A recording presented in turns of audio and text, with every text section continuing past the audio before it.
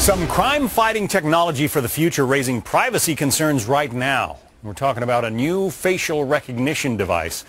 Dozens of law enforcement agencies nationwide are about to start using this thing as early as September.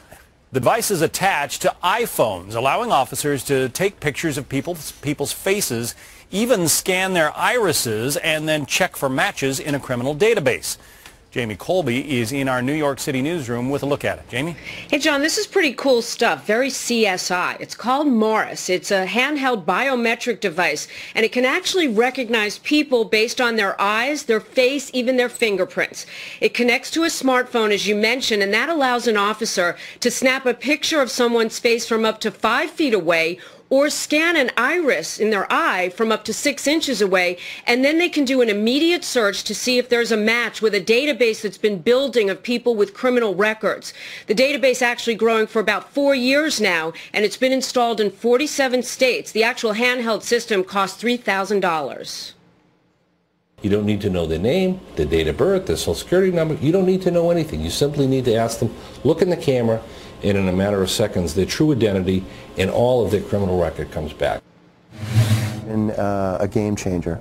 And what it's going to allow us to do is it's going to allow us to know with a great level of certainty, number one, who it is that we're taking in when we book them in, and who it is on the other end of that sentence that we're releasing. A game changer, says the sheriff. Well, courts have yet to rule on the innovation, but privacy advocates argue that using these scans can actually amount to an illegal search without a warrant.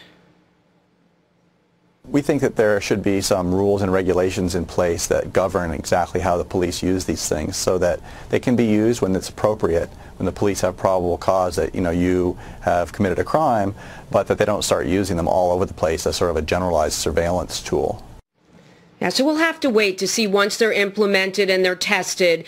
But one feature of the handheld device that may calm these privacy concerns, once the recognition data is either matched or it's cleared, no record of the images or identifying information is stored. And John, with the TSA and all those scanners, that was a big concern of people and also for some of the privacy advocates. John? Yeah, and some of our chatters are wondering when this is going to hit the consumer market. Can I buy one of these things and scan anybody I want to? You know what? Interesting. Facebook actually is looking at it to help you tag photos better, and Google also to allow you to take a picture of someone and do an immediate Google search to get any other information on them. So your chatters are up to speed, John. Yeah, that is a brave new world. Jamie Colby, thank you. Take care. Topic of this, Allison. You have a piece that's running on foxnews.com. Tell us about it.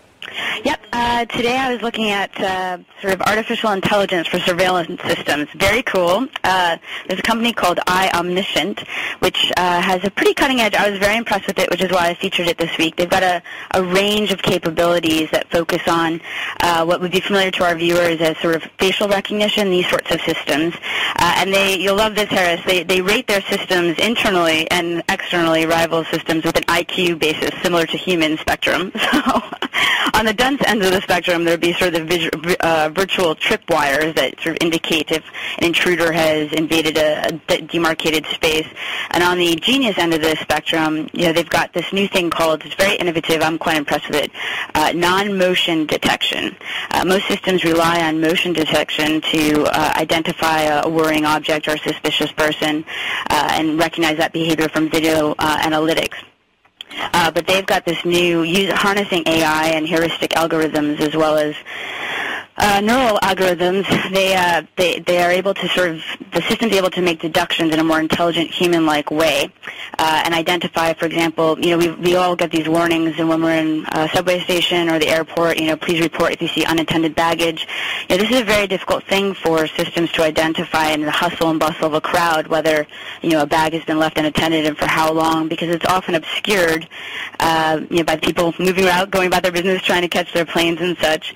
And they're using this AI. They're able, the surveillance system is able to notice and identify even when things are obscured or could be almost invisible, blocked by people, when an object has been left, perhaps a dodgy package loaded with explosives in a worst-case scenario, or alternatively, the Thomas Crown affair where there's the art heists.